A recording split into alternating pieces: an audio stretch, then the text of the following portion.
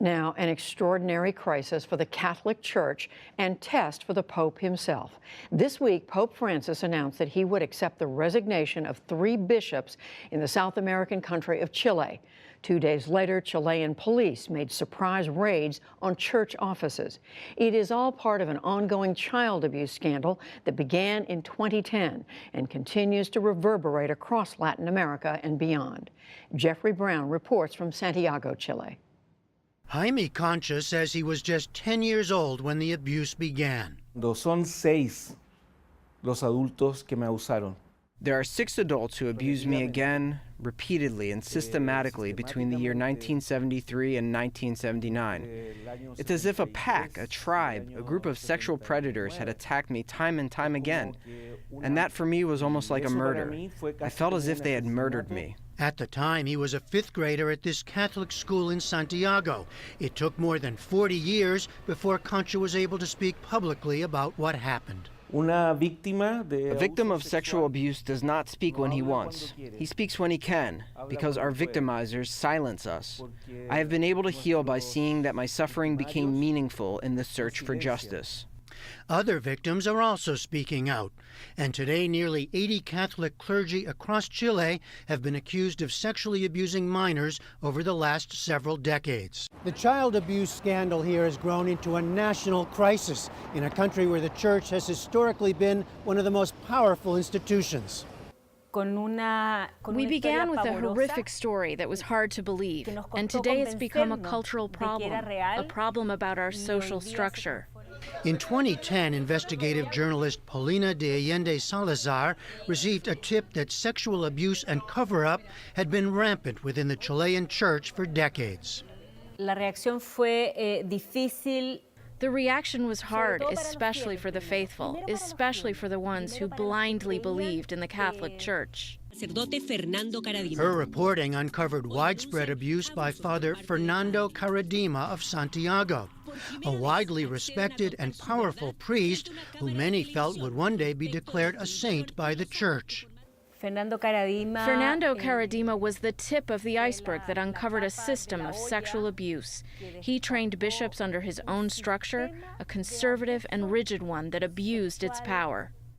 Jose Andres Murillo, now 43, claimed Father Caradima sexually abused him in the 1990s while he trained to become a priest. He says many Chileans initially refused to believe the allegations. How were you treated? What were you called? We were gays or enemies of the church, or trying to destroy the moral and the ethics of our country. It was very, very, very hard. In 2011, Father Caradima, then 80, was found guilty by the Vatican of sexually abusing young boys. He was forced to retire and sentenced by the church to a lifetime of penance and prayer. But he never faced criminal charges because of Chile's statute of limitation laws. Public perception, however, has slowly changed as more allegations of abuse came to light. And the scandal has clearly had an impact. Today, just 36% of Chileans say they trust the church, and the number who identify as Catholic is down from 61% in 2010 to 45% last year. There is a powerful church that still today does not understand what happened. It does not understand the damage it caused.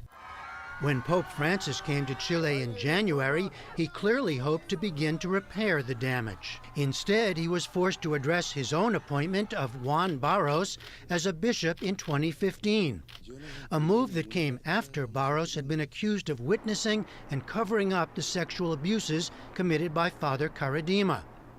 Barros has denied the allegations.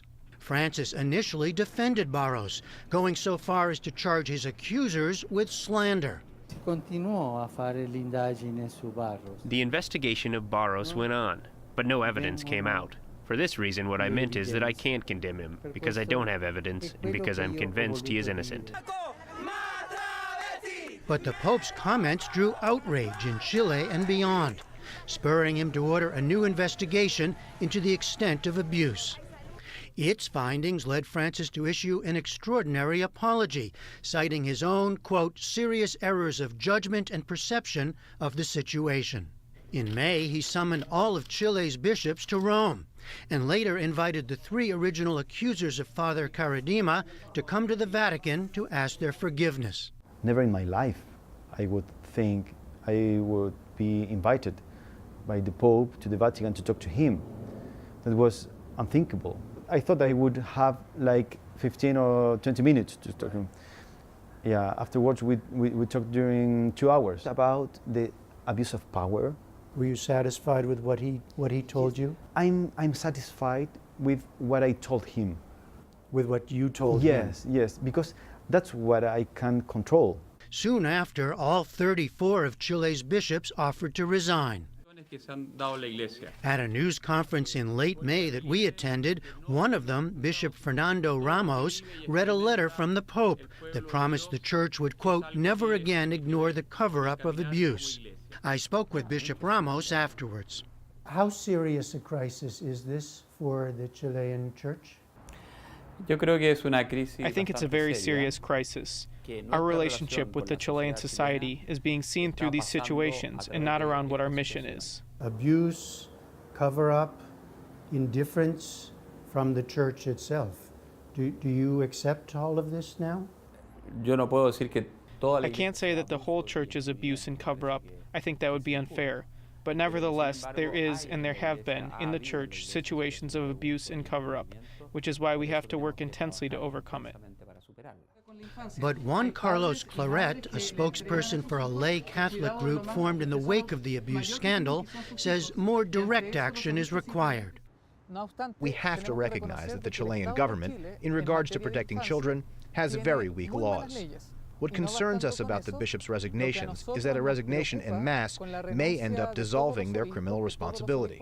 For this reason, we have formally demanded that if the Pope reveals that there are bishops who have committed crimes, such as the destruction of evidence, they are turned over to justice. Last month, Chile's President Sebastián Piñera presented a bill that would remove the statute of limitations on sex crimes.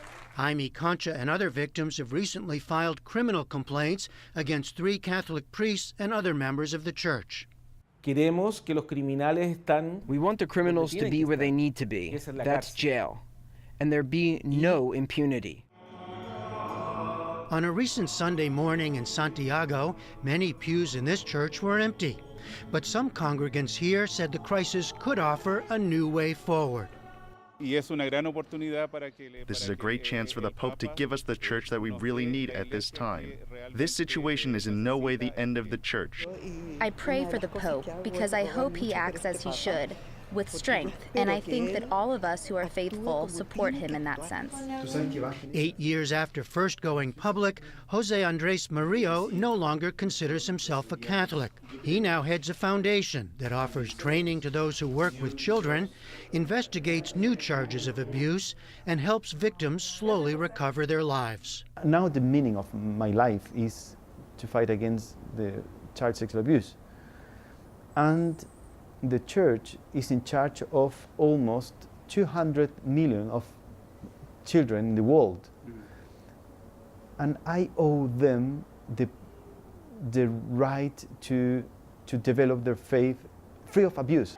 This week, the Pope announced he would accept the resignations of Bishop Juan Barros and 2 other bishops. In response, Jose Andres Murillo told us he hopes all victims will now feel safe to speak out and will receive justice. For the PBS NewsHour, I'm Jeffrey Brown in Santiago, Chile.